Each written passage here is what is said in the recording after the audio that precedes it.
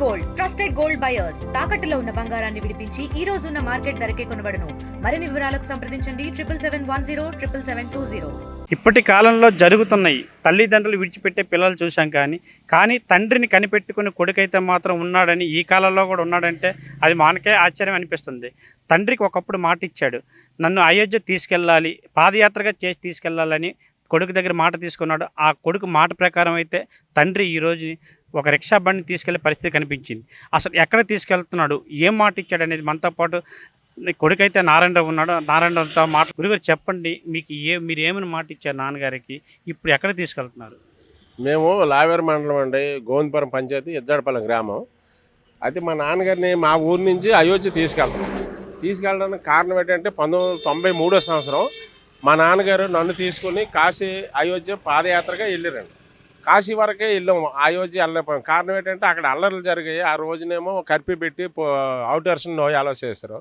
అందుకు మేము వెళ్ళలేకపోయాం. అప్పుడు మా నాన్నగారికి అది అంతా చెప్తే, ఈ రోజు నుంచి అక్కడ అల్లర్లు జరగవు, కొత్త మందిరం నిర్మాణం జరుగుతుంది, అందు కారణంగా నిర్మాణం జరిగిన దాకా నేను బ్రతికుంటాను, నీకు ఇదే సత్యము.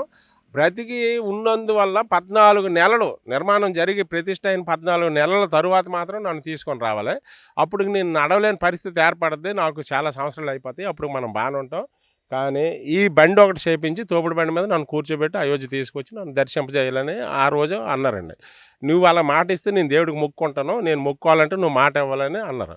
సరే నువ్వు అలా మొక్కునానా, అనేక కోట్ల హిందువులు మా రామ మందిర నిర్మాణం కోసం ప్రాణత్యాగం చేశారు, ఇందులో మనం చేసేది పెద్ద ఇంతేం కాదు, అది తీసుకొస్తాం తప్పకుండా, అది నిర్మాణం జరిగిపోవడమే మనకు కావాలి అని నేను అనడం జరిగిందండి. అయితే ఆయన అనుకున్న మాట ప్రకారంగా అతను బ్రతికే ఉన్నారు, అది నిర్మాణం జరిగింది. బ్రతికి ఉన్న తర్వాత 14 నెలలు కూడా పూర్తి అయిపోయింది. ఆ సందర్భంగా నాకు పదే గుర్తు చేస్తున్నారు మా నాన్నగారు. నేను కూడా అనేక సమస్యలను తట్టుకునైనా సరే పక్కన పెట్టి మా కుటుంబాన్ని అందరికీ నచ్చజెప్పి అందరికీ ఒప్పించి ఈ బండి తయారు చేయించుకొని ఈరోజు నేను ఇలాగ వెళ్ళడానికి కారణం నా కుటుంబం చాలా సహాయం నాకు చేసిందండి. ఇప్పుడు మా నాన్నగారిని తీసుకుని వెళ్ళడానికి నా కుటుంబ సహాయం, తర్వాత నా గ్రామస్తులు, తర్వాత అభిమానులు అందరూ కూడా నాకు చాలా పాజిటివ్గా మాట్లాడి అందరూ కూడా నీ యాత్ర విజయం అవుతుంది, తప్పకుండా వెళ్ళిరాను, ఆ కారణంగా వెళ్తున్నామండి. మీరు ఎన్ని కిలోమీటర్లు అనుకుంటున్నారు, ఎన్ని రోజులకు వెళ్ళాలనుకుంటున్నారు? మేము సుమారుగా ఒక 100 రోజులు అయితే నేను అనుకున్నానండి. 100 రోజులకైతే వెళ్ళగలము, అంటే ఇంకా కొంచెం తక్కువైనా ఎక్కువ అయినా కానీ 100 రోజులు నేను పెట్టుకున్న టార్గెట్. 100 రోజుల్లో మా ఆరోగ్యాలు, మా బండికి ఉన్న ఆరోగ్యం అంతా కూడా, బండికి కూడా ఆరోగ్యం ఉండాలి కదండి. ఎక్కడ పంచర్ అయినా చేసినా అడవిలోనే గట్ట ఏమైంది ఏం చేయలేం. మేమంతా కమ్మకుంటే ఒక 100 రోజులకి వెళ్తామని అనుకున్నామండి. అది తర్వాత దేవుడి దయ ఎప్పటికి వెళ్తామన్నది మానవ ప్రయత్నం చేస్తున్నాం. ఈ తండ్రితో కూడా మనం మాట్లాడే ప్రయత్నం చేద్దాం, వీలైతే మాట్లాడగలిగితే ఒకసారి ప్రయత్నం చేసే పరిస్థితి కనపడే చూద్దాం. పెద్ద ఆయన చెప్పండి, మీరు ఎక్కడికి వెళ్తున్నారు? అయిపోద్ది ఎందుకు వెళ్తాను, మొక్కుకున్నాము. ఏమని మొక్కున్నారు? స్వామి నన్ను బతికొండగా నీ పాత సేవకు వస్తాను అని మొక్కుకున్నాను. అయోధ్యలో ఏ దేవుడు ఉన్నాడు? రాముడు వారు. జై శ్రీమన్, జై శ్రీరామ్,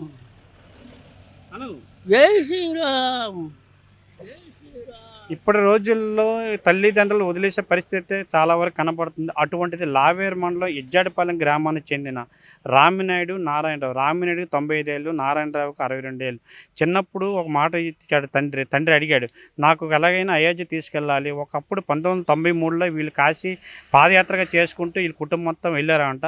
అప్పుడు ఆ క్రమంలో యుద్ధాలు గొడవలు జరగడంతో అయితే మాత్రం అటువంటి పరిస్థితుల్లో ఇక్కడ మరి దర్శనం అవ్వలేదని చెప్పేసి అయితే మాత్రం వచ్చేయడం జరిగింది ఆ గ్రామానికి.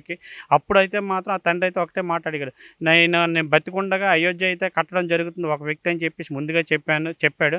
అయితే ఆ టైంలో అయితే మాత్రం నాకు తీసుకెళ్లే పరిస్థితి నువ్వు కంపల్సరీగా చెయ్యాలని తండ్రి అయితే మాత్రం కొడుకు దగ్గర మాట తీసుకున్నాడు.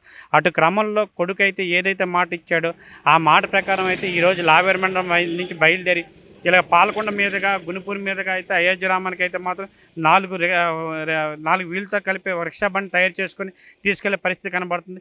ఇటుగా వెళ్తున్న తరుణంలో అయితే కుటుంబ సభ్యులు కానీ స్థానికులు కానీ చాలా సపోర్ట్ చేశారని చెప్పేసి నారాయణరావు మనతో పాటు చెప్పారు.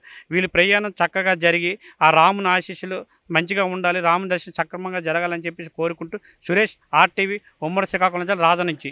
మరిన్ని వీడియోస్ కోసం ఛానల్ ని సబ్స్క్రైబ్ చేయండి. లేటెస్ట్ అప్డేట్స్ కోసం వాట్సాప్ ఛానల్ ని ఫాలో అవ్వండి. ఆ లింక్ డిస్క్రిప్షన్ లో ఉంది.